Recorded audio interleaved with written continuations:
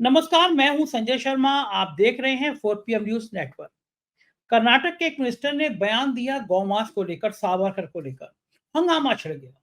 अनुराग ठाकुर से लेकर तमाम नेता मांस खाने के विरोध में आ गए कि मांस खा रहे हैं, हिंदू धर्म को बदनाम कर रहे हैं। मैं दावे के साथ कह रहा हूं, ऑन कैमरा कह रहा हूं, भारतीय जनता पार्टी के 1 दर्जन नेताओं ने कम से कम मेरे साथ नॉनवेज खाया होगा। सावन के महीने में खाया है। मैं तो ब्राह्मण कुल में पैदा हुआ, तब भी मैं खाता हूँ। तो क्या मना है? हिंदू धर्म में क्या मांस खाना मना है? कलकत्ता में गया, वहाँ पे माता का मंदिर है, सिद्धपीठ है वहाँ पे। वहाँ रोज़ एक भैंसे की, बकरे की बलि दी जाती है। कामाख्या देवी चले जाइए आप, वहाँ पे रोज़ बलि दी जाती है।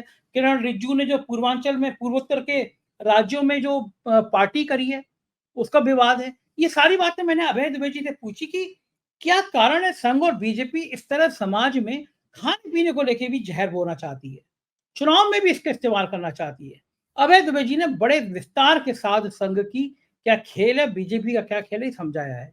मैंने अभय दुबे जी से पूछा, अटल बिहारी वाजपेयी खुलेआम इजराइल का विरोध करते थे, फिलिस्तीन के समर्थन में थे, और हमारी सरकार तो इतना भयंकर, जब दुनिया में युद्ध की स्थिति है, ना इधर ना उधर, तय नहीं कर पा रही है, मन से इजराइल के साथ है, तन से बोलना नहीं चाह रही है। तो ये ढुलमुल नतीजा, जैसे पहले गए बड़े शान से गए, यूक्रेन में गए, जेलेंस्की से गले मिले, पुतिन ने आंख दिखाई, तो हमारे डोभाल साहब कांपते हुए स्टाइल में, डोभाल साहब सफाई देने बैठ गए पुतिन साहब को, साहब हमारी मंशा ऐसी नहीं थी।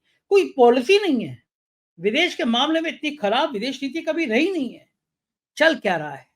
बहुत शानदार बातचीत है। अभय दुबे जी से रिक्वेस्ट है कि पूरा इंटरव्यू सुनिएगा, आपको बहुत मजा आएगा।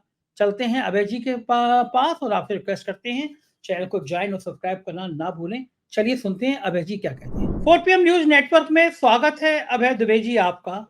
पूरी दुनिया डरी हुई है कि पता नहीं क्या होगा। इजराइल और ईरान के बीच तनाव बढ़ता जा रहा है। दोनों देश धमकी दे रहे हैं। अटल बिहारी वाजपेयी का एक वीडियो वायरल हो रहा है जिसमें उन्होंने फिलिस्तीन का समर्थन करते हुए कहा था कि 1 इंच की जमीन भी नहीं कब्जानी चाहिए। इजराइल को चेतावनी दी थी कि जिस तरह फिलिस्तीन के लोगों का शोषण कर रहा है, जमीन कब्जा रहा है, इसके गंभीर परिणाम होंगे।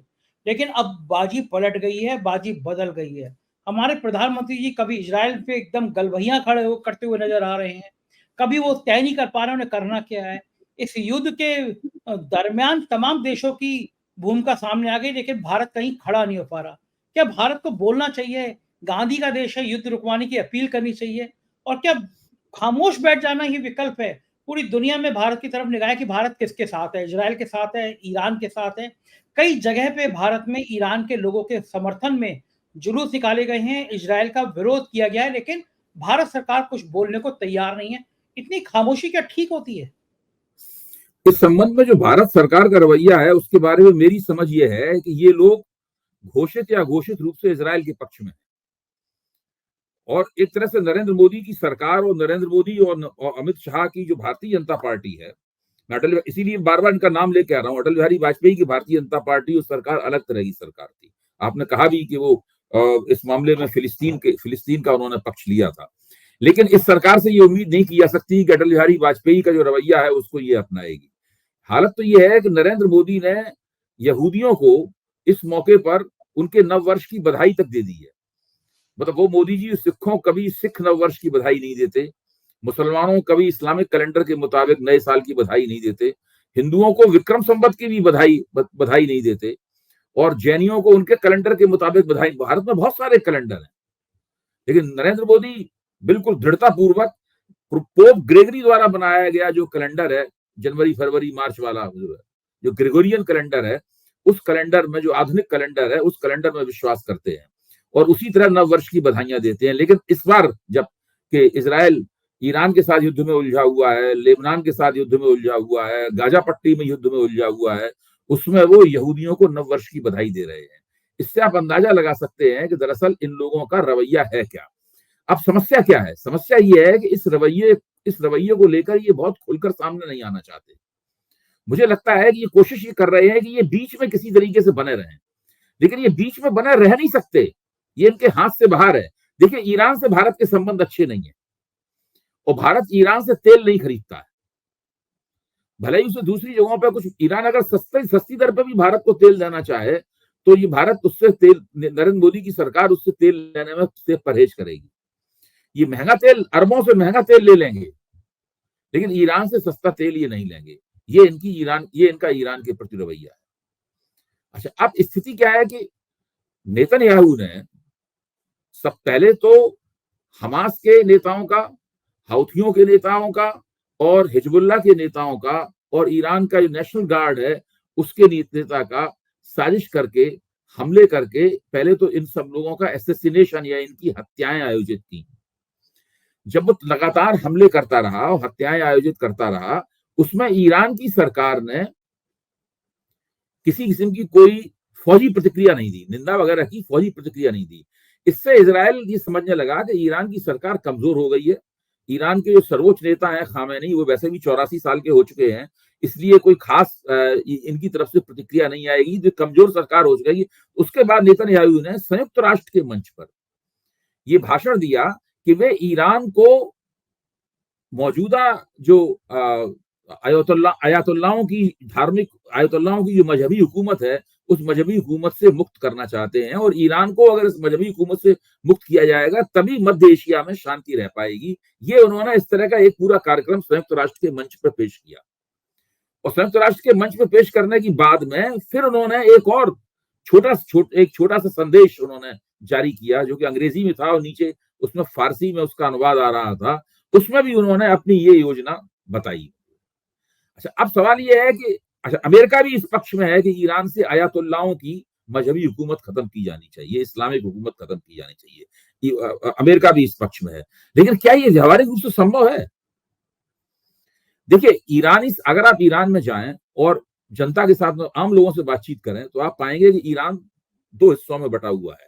एक हिस्सा वो है जो कि इस्लामिक हुकूमत का समर्थन करता है, एक हिस्सा वो है जो ये चाहता है कि इस्लामिक हुकूमत रहे या जाए, लेकिन कुछ उदारतावादी और प्रगतिशील किस्म के कदम उठाए जाने चाहिए। जैसे महिलाओं को जो हिजाब वाली बात है उसकी इजाजत मिलनी चाहिए, कोई हिजाब ना पहने, इस तरह की बहुत सी बातों का। लेकिन वो ये बिल्कुल नहीं चाहता कि अमेरिकी या इजरायली हस्तक्षेप से आयतुल्लाहों की हुकूमत खत्म हो, क्योंकि उससे ईरान का अपमान होगा, ईरान का आत्मविश्वास गिरेगा और ईरान एक बहुत ही पुराना सभ्यता मूलक देश है, एक बहुत ही मजबूत राष्ट्र है और आसान नहीं है ईरान की इस मौजूदा हुकूमत को, आप उसे पसंद करते हो ना पसंद करते हो, उसको हटाना और अपने मन की हुकूमत को ईरान के ऊपर लादना, किसी अमेरिका परस्त हुकूमत को ईरान के ऊपर लादना, ये असंभव है। तो ऐसी कोई स्थिति है नहीं, यहाँ तक कि उस हुकूमत के ईरान में विरोधी हैं, वो भी ये नहीं चाहते कि अमेरिकी हस्तक्षेप से ये काम हो। वो चाहते हैं हम संघर्ष करके अपने अधिकारों को प्राप्त करें इस हुकूमत के मुकाबले, लेकिन ये नहीं चाहते कि बाहर से विदेशी हस्तक्षेप हो या फौजी दबाव में ये किया जाए। अमेरिका चाहता है कि ईरान के ऊपर लगातार पाबंदियां लगाए, आर्थिक पाबंदियां लगाएं, उसके तेल को ना खरीदा जाए, धीरे धीरे उसकी जो आर्थिक ताकत है खत्म हो जाए, वो पूरी तरीके से ध्वस्त हो जाए और ध्वस्त होकर वो उनके सामने घुटने टेक दे। लेकिन ऐसा होता दिखाई नहीं पड़ रहा है। नेतन्याहू इस गलतफहमी में है और भारत भी इस बात को जानता है कि ऐसा नहीं होगा। ईरान से इस्लामिक हुकूमत केवल अमेरिका या इजराइल की मर्जी से खत्म होने वाली नहीं है। मैं तो ये मानता हूं कि इजराइल के मुकाबले ईरान भारत का ज्यादा बड़ा सहयोगी और ज्यादा लाभप्रद सहयोगी हो सकता है, लेकिन भारत सरकार ने ईरान से अपनी दूरी बना ली है। दूरी बनाकर एक तरह से वो अपने आप को उसने अमेरिकन खेमे में खड़ा कर लिया है। अभी अमेरिका क्या कर रहा है? अमेरिका जब युद्ध होने की नौबत है, दोनों के बीच में बड़ा भयानक युद्ध होने की नौबत है जो विश्व युद्ध में भी बदल सकता है, एक तरफ तो ये कह रहा है कि भाई सीज फायर होना चाहिए, दूसरी तरफ संयुक्त राष्ट्र में उनके प्रतिनिधि जो है वो स्पष्ट रूप से ईरान को आक्रांता बता रहे हैं और इजराइल को ईरान के हमले द्वारा उत्पीड़ित राष्ट्र के रूप में चित्रित कर रहे हैं। आप इससे अंदाजा लगाइए, इस पूरी जो डिप्लोमेसी, पूरी जो कूटनीति हो रही है, इस कूटनीति में भारत ने अपने आप को अनुपस्थित कर लिया है। भारत का कहीं नाम नहीं है, भारत का कोई रवैया स्पष्ट रूप से निकलकर सामने नहीं आ रहा है। केवल दुख प्रकट करना, ये हो गया वो हो गया, नहीं होना चाहिए, शांति की अपील करना, ये कोई राजनयिक रवैया नहीं होता है। राजनयिक रवैये में तो आपका एक सुनिश्चित दृष्टिकोण आपको अपने सामने रखना पड़ता है, जिससे पता लगता है कि विश्व के राजनयिक पटल के ऊपर आप कहां खड़े हुए हैं। और ये एक समस्या है जो भारत की कूटनीति अपने आप को समस्या में फंसा हुआ पा रही है। आपने बिल्कुल ठीक कहा, ना तो ये अटल बिहारी वाजपेयी के रवैये के समर्थक हैं, ना इनका खुद का कोई रवैया है। बस ये इजराइल के प्रति हमदर्दी जताकर, इजराइल के प्रति अपना रुख जो झुका हुआ है वहां कर, जो कट्टरपंथी भाजपाई और राष्ट्रीय स्वयंसेवक संघ के कार्यकर्ता हैं, उनके बीच में अपनी गोटी लाल करना चाहते हैं। हाँ, देखिए, बिल्कुल ठीक है। इजराइल एक मजहबी मिलिट्री कॉम्प्लेक्स है। यहूदी मजहब, मिलिट्री कॉम्प्लेक्स, इसके साथ में इजराइल की सीक्रेट सर्विस मोसैड को भी जोड़ दीजिए। यानी सीक्रेट सर्विस, मिलिट्री और मजहब का एक मिला जुला कॉम्प्लेक्स है। इजराइल को ये लोग अपना आदर्श मानते हैं। मुझे लगता है कि जिस तरह इजराइल ने अरबों के साथ संघर्ष किया है, इस तरीके से ये पाकिस्तान के साथ, बांग्लादेश के खिलाफ और भारत के मुसलमानों के खिलाफ ये संघर्ष इस तरह का चलाएंगे और भारत को हिंदू राष्ट्र बनाएंगे। इस तरह उन्होंने अपने आप को यहूदी राष्ट्र बना लिया है। लेकिन भारत एक बहुत ही विशाल देश है। इजराइल जैसे जाने कितने देश इसके अंदर से बन जाएंगे। भारत की समस्याएं बिल्कुल अलग तरीके की हैं। भारत के उद्योगों का विकास अलग तरीके का है और भारत का जो फौजी साज सामान बनाने का उद्योग है वो तो बहुत ही ज्यादा कमजोर है। वो केवल ये बात कहना कि भारत के अंदर आप कोई फौजी साज सामान बना रहे हैं, केवल झूठ और फरेब पे आधारित है। मैं पहले भी 4 PM के मंच पे बता चुका हूं कि आज तक ये लाइट कॉम्बैट एयरक्राफ्ट नहीं बना पाए। ये मोदी सरकार की गलती नहीं, ये कांग्रेस की सरकारें भी नहीं बना पाई। मेन बैटल टैंक MBT जो है वो आज तक ये नहीं बना पाए। अवाक्स जैसे बहुत ही सोफिस्टिकेटेड किस्म के जो यंत्र होते हैं फौजी टेक्नोलॉजी, उसकी तो बात आप छोड़ ही दीजिए, वो तो केवल इनको आयात ही करनी पड़ेगी। तो इनकी काफी इस लिहाज से इनके जो भी दावेदारियां हैं वो फर्जी आंकड़ों पर आधारित हैं और केवल डींग मारने के अलावा वो कुछ भी नहीं है। और अग्निपथ जैसा कार्यक्रम लेकर, अग्निपथ जैसी स्कीम लेकर इन्होंने दरअसल फौज जो थल सेना जो भारत की बहुत बड़ी मजबूती थी, उसको भी इन्होंने कमजोर कर दिया। आप किसी भी रिटायर्ड मेजर जनरल या ब्रिगेडियर से बात करके देखिए, वो आपके सामने स्पष्ट कर देगा कि दरअसल हो क्या इस मामले में हुआ क्या है। तो ऐसी स्थिति में, और ना आपके पास इतना बड़ा ना तो आपके पास हथियारों का साज सामान बनाने वाला उद्योग है, नहीं आपके पास ऐसी कोई मजहबी ताकत जैसी इजराइल में हो सकती है या किसी और दूसरे राष्ट्र में हो सकती है, वैसे वो भी नहीं, वो उस तरह की स्थिति में नहीं, क्योंकि हिंदू धर्म एक मजहब नहीं है। हिंदू धर्म इस्लाम, ईसाइयत या यहूदी धर्म की तरह एक मजहब नहीं है। तो इस स्थिति में इजराइल की नकल करना एक तरह की एक फर्जी कल्पना है, जिसका पाठ उन्होंने राष्ट्रीय स्वयंसेवक संघ के स्वयंसेवकों और भारतीय जनता पार्टी के कट्टरपंथी कार्यकर्ताओं को पढ़ा रखा है। लेकिन उसके आधार पर ये अपनी जो कूटनीति है वो नहीं चला सकते। ये इनकी समझ में अब आ रहा है। बिल्कुल ठीक बात है। और यही वही वाला हाल हो गया कि गए बड़े जोर से यूक्रेन प्रधानमंत्री जी गले मिले जेलेंस्की के, और जब वो रूस ने आंखें तरी तो डोभाल साहब लगभग कांपते वाले स्टाइल में पुतिन के सामने बैठे हुए थे। तो ना रूस के ना यूक्रेन के, और नोएडा के एंकरनियां कह रहे हैं कि पापा ने युद्ध रुकवा दिया, यूक्रेन रूस का युद्ध रुकवा दिया। सोशल मीडिया पे मजाक हो रही है। उधर कर्नाटक में एक मिनिस्टर ने बयान दिया सावरकर को लेकर कि ब्राह्मण, सावरकर कहते थे ब्राह्मण जो है मांस खा सकते हैं, मांसाहारी थे सावरकर, और तो गौमांस भी खा लेते थे, और इस तरह की तमाम विवादित बात की हैं। और उसमें बीजेपी के तमाम नेता मांस खाने को लेकर हंगामा काटे। अनुराग ठाकुर का बयान दिया सुना मैंने, बाकी लोगों का बयान सुना। ऐसा लग रहा है कि मांस खाना कोई अपराध है और ब्राह्मण तो मांस खा नहीं सकता। मैं अभय जी मतलब ऑन एयर में एक दावे के संग कह रहा हूँ, कम से कम 1 दर्जन भारतीय जनता पार्टी के नेताओं ने, बड़े नेता नाम लेना ठीक नहीं है क्योंकि व्यक्तिगत बातचीत को कभी मंच पे नहीं लाना चाहिए, कम से कम 1 दर्जन बीजेपी के नेताओं ने मेरे से नॉनवेज खाया है, चिकन भी खाया, सावन के महीने में खाया है। तो ये जो परंपराएं, या तो ये कह दो कि भैया गौमांस खाना तो अपराध है ही है, इस देश में गाय माता है, किसी की भावनाओं को हाथ नहीं करना चाहिए। लेकिन बाकी बात मुर्गा, बकरा, ये सब, हम तो कलकत्ता में गए थे। कलकत्ता में माँ का जो केंद्र है, शक्तिपीठ है, वहाँ पे एक भैंस एक बकरे की बलि दी जाती है। कामाख्या देवी में देखिए, वहाँ तो कितनी ज़्यादा रोज़ बलि दी जाती है। ठीक है, गाय हिंदुओं की माता एक धारणा है, गाय की पूजा करते हैं, ठीक है, हर जगह गाय का वध का मना होना चाहिए, निषेध होना चाहिए। लेकिन बाकी कोई मीट और मांस खाने पे इतना हल्ला कर देना, जैसे मांस खाना बहुत बड़ा अपराध है।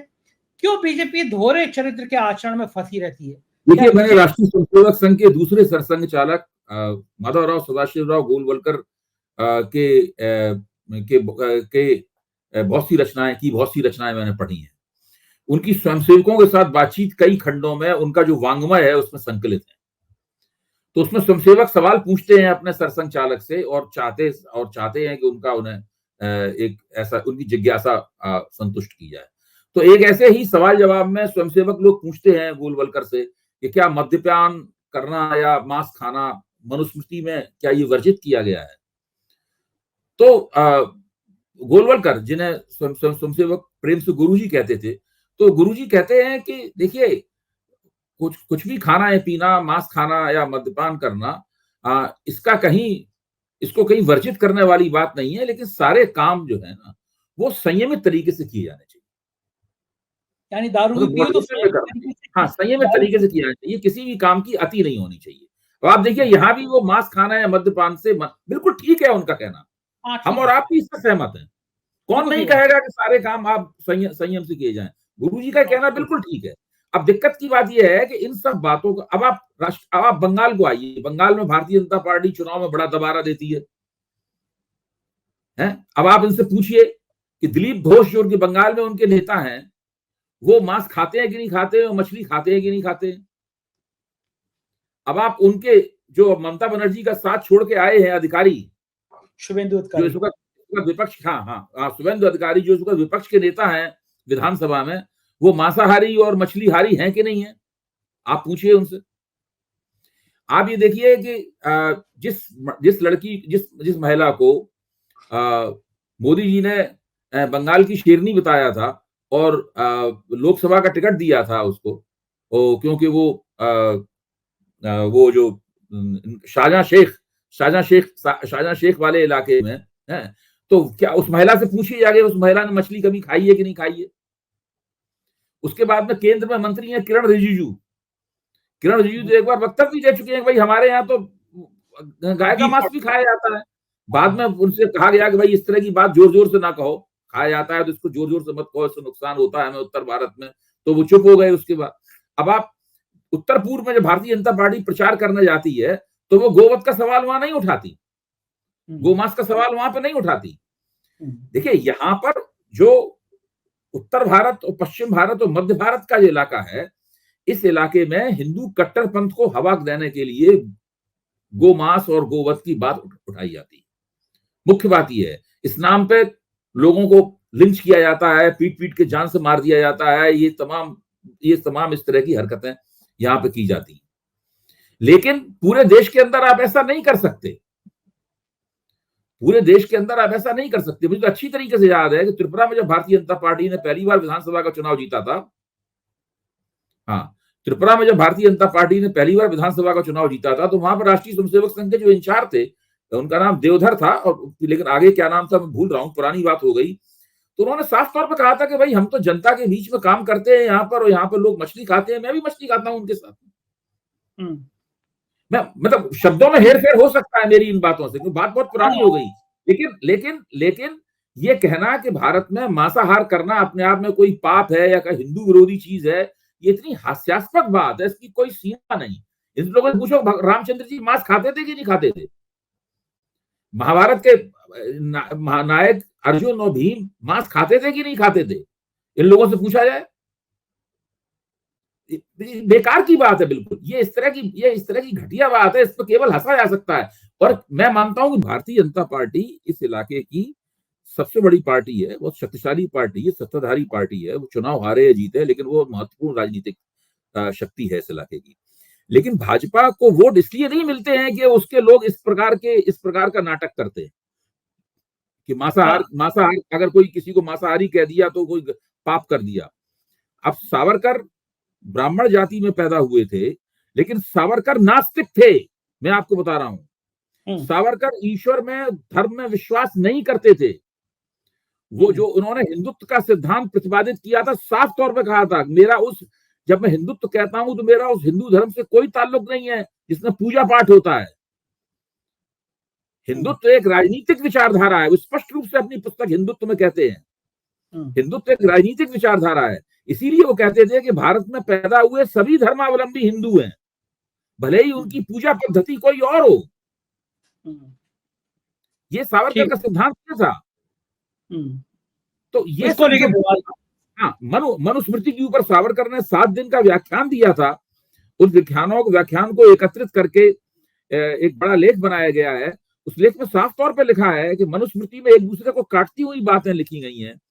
एक जगह लिखा गया है कि ब्राह्मणों को शाकाहार करना चाहिए, मांसाहार से परहेज करना चाहिए, और दूसरी जगह यह भी लिखा हुआ है कि वो कोई ब्राह्मण है, इसके रसोई घर में इस तरह का मांस ना पक रहा हो।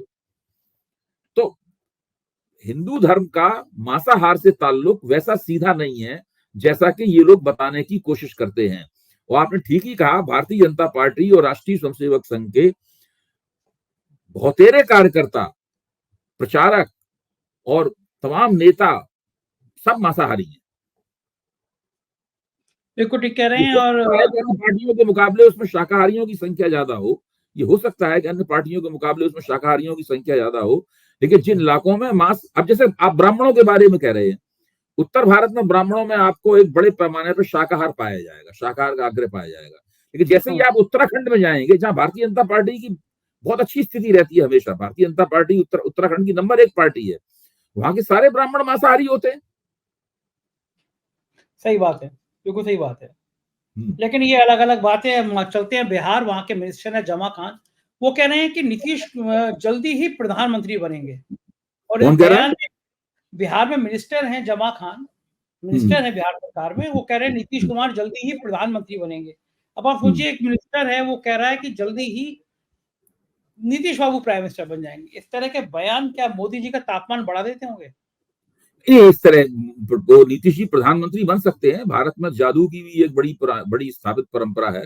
हो सकता है वो उनके मंत्री और इस तरह के लोग नीतीश कुमार की पार्टी में और भी होंगे जो इस तरह का बयान देना समय, तो वो मोदी जी को लुप्त कर सकते हैं जादू की जोर से, और नीतीश जी को उनकी उनकी जगह बैठा सकते हैं। इसके अलावा और क्या हो सकता है? नीतीश जी के पास कितनी, मोदी जी के पास 240 सांसद हैं। क्या नीतीश को और उन मंत्री महोदय को उम्मीद है कि 240 सांसदों में से 150 से ज्यादा सांसद नीतीश कुमार के साथ चले आएंगे? उनको लग रहा है इंडिया गठबंधन सपोर्ट कर देगा। नहीं नहीं, इंडिया गठबंधन सपोर्ट करेगा नहीं करेगा अलग बात है, वो इस वक्त एनडीए में है। ये तो यही हो सकता है कि एनडीए के अंदर एक बहुत जबरदस्त संकट पैदा हो, उस संकट की वजह से एक वहां संघर्ष की स्थिति बने। संघर्ष की स्थिति में खुद एनडीए के संचालक राष्ट्रीय स्वयंसेवक संघ और भाजपा के नेता ही सोचने लगे कि भाई कुछ एक गैर भाजपा नेता को प्रधानमंत्री कुर्सी पे कुछ दिनों के लिए बैठा दिया जाए। अगर मान ली भारतीय जनता पार्टी में लोग आपस में इतना लड़ रहे हैं तो वहां बैठा दिया जाए। तो ये इस प्रकार की तो केवल इन बातों की तो केवल कल्पना ही की जा सकती है ना, इसका यथार्थ से तो कोई संबंध है नहीं। हाँ, बिल्कुल ठीक बात है। हरियाणा में बड़ा मजेदार सीन हो रहा है चुनाव का। अशोक तंवर 1 बजे तक, कल 1 बजे तक बीजेपी के मंच पर थे, भाषण दे रहे थे, और 1 घंटे बाद वो कांग्रेस में शामिल हो गए। मतलब गजब का सीन चल रहा है। क्या ये होता है कि जो कहावत कहते हैं कि जहां डूब रहा होता है चूहे भागते हैं कूद के, हरियाणा में बीजेपी में और बाकी दलों में जो भगदड़ मच रही है, जो कांग्रेस में शामिल होने की ललक बढ़ रही है, तो क्या माना जाए कि हुड्डा जी के घर पे अब मिठाई बांटने का समय आ गया? हुड्डा जी घर पे पहले दिन से ही मिठाई बांटने का समय है, केवल घोषणा होने की देर है, उसके बाद मिठाई मिठाई बटेगी वहां पर। जहां तक अशोक तंवर का सवाल है, ये कांग्रेस के अध्यक्ष हुआ करते थे हरियाणा, और आप देखिए आमतौर पे क्या होता है कि कांग्रेस अपना जो गठजोड़ बनाती है, सामाजिक गठजोड़ बनाती है हरियाणा में, वो जाट प्लस दलित का होता है। तो उसमें उसकी कोशिश होती है कांग्रेस की कि पार्टी का अध्यक्ष दलित को बनाए और चुनाव की बागडोर और मुख्यमंत्री पद जो है ना वो जाट को दिया जाए। कुछ इस तरह की कांग्रेस की एक व्यवहारिक कोशिश होती है। इसकी घोषणा वगैरह नहीं होती, नहीं, कांग्रेस की रणनीति जाट प्लस दलित को बनाने की होती है। इसी चक्कर में अशोक तंवर को बनाया गया था। अशोक तंवर कांग्रेस छोड़कर भारतीय जनता पार्टी में चले गए। उस वक्त जब भारतीय जनता पार्टी में गए थे तो भाजपा वालों ने बहुत गाल बजाए थे इस बात को लेकर, देखिए कांग्रेस का इतना बड़ा नेता हमारे पास आ गया। अब अशोक तंवर को लग गया होगा कि उन्होंने पहले गलत निर्णय लिया, सोच के सही घोड़े में दांव नहीं लगाया उन्होंने, इसलिए वो फिर कांग्रेस में चले आए। तो अब देखिए इस प्रकार के लोग आते जाते रहते हैं, लेकिन इस वक्त कांग्रेस में इस वक्त हरियाणा में कांग्रेस उठान पर है। बताइए मुझे कि अब 1 दिन बचा है चुनाव में वोटिंग के लिए हरियाणा में। प्रधानमंत्री जी की मीटिंग, कैबिनेट मीटिंग में कृषि उन्नत योजना, एक ऐसी एक योजना जो है कृषि के विकास के लिए, उसकी अनाउंस की गई है कि कैबिनेट में आज मंजूरी मिली है। 1 लाख करोड़ रुपए किसानों के लिए मंजूर किए जाएंगे, किसानों की जिंदगी सुधरेगी। क्या जब चुनाव से 48 घंटे पहले, 72 घंटे पहले इस तरह की योजना की बात कर सकते हैं प्रधानमंत्री? कैबिनेट पास कर सकती है? देखिए ये तो एक इतना बड़ा लूप होल हो, इतना बड़ा लोचा है जिसके ऊपर हम सब लोगों को, पूरी संसद को, सर्वदलीय बैठक को विचार करना चाहिए। भाई राज्यों में चुनाव हो रहे हैं, केंद्र सरकार किसी स्कीम की घोषणा कर सकती है। चुनाव आयोग कहेगा कभी राज्य में तो घोषणा हुई नहीं, क्योंकि जो आचार संहिता है वो तो राज्य में लागू है, वो केंद्र में लागू नहीं है। इसलिए ये एक ऐसा घपला है, इसकी जैसे कि जब विभिन्न चरणों में चुनाव होते हैं उसमें भी होता है, एक चरण में जहां पर आचार संहिता, जहां पर चुनाव प्रचार बंद हो गया है, तुरंत उससे सीमा से लगे हुए दूसरे जगह जहां चुनाव प्रचार नहीं बंद है वहां खड़े होकर भाषण दिया जाता है और इधर के चुनाव को प्रभावित किया जाता है। तो ये पूरा नाटक लगातार भारत में आचार संहिता लागू होने के बावजूद चलता रहता है। ये एक चोर दरवाजा है जिसके बारे में सब कोई जानता है, एक ऐसा चोर दरवाजा है इसके बारे में सब कोई जानता है। दूसरी बात, मैं ये मानता हूं कि चुनाव के 3-4 महीने पहले भी की गई कोई घोषणा मतदाताओं को प्रभावित नहीं करती। अभी तो एक दिन रह गया केवल मतदान का, चुनाव के अगर 3-4 महीने पहले भी घोषणा की जाए उसका भी मतदाताओं पे कोई असर नहीं होता। हाँ, चुनाव के 1 साल पहले अगर आप कोई घोषणा करें तो मतदाताओं पे असर होता है। दूसरे, किसानों की जिंदगी बेहतर करने और किसानों की आमदनी को बढ़ाने या दूना करने की जितने भी दावे हैं, इन दावों की बहुत ही सख्ती से जांच होनी चाहिए कि आखिरकार ये 1 लाख करोड़ रुपए किसानों तक कैसे पहुंचेगा। जो डायरेक्ट बेनिफिट ट्रांसफर के बारे में तो हम लोग समझ सकते हैं कि मामला है क्या, वो तो सीधे किसान के पास पहुंचता है, ये तो बात समझ में आती है, उसका सबूत है उपलब्ध, उसका हम तसल्ली से कह सकते हैं कि वो 2,000 रुपए 3,000 रुपए टुकड़ा ही है, लेकिन टुकड़ा ही सही, लेकिन किसान के पास पहुंचता है। लेकिन ये जो योजना है इसमें 1 लाख करोड़ रुपए खर्च किया जाएगा, ये किसान के पास कैसे पहुंचेगा, ठीक बात, किस रूप में किसान की मदद करेगा, इसका सरकार द्वारा इसका विस्तार से ब्यौरा दिया जाना चाहिए और इसके बारे में ब्लूप्रिंट सामने आना चाहिए लोगों के कि भाई इस तरीके से ये होगा। ये नहीं है, ये समझ में आता नहीं है कैसे होगा। बिल्कुल ठीक बात है। देखते रहेंगे, निगाह बनी रहेगी। अभय जी, बहुत बहुत शुक्रिया, आपने हमें इतना समय दिया। तो ये अभय दुबे जी, आपने पूरी बातचीत सुनी, मुझको यकीन है बातचीत आपको पसंद आई होगी, अपनी राय से अवगत कराइएगा। शुक्रिया, थैंक यू।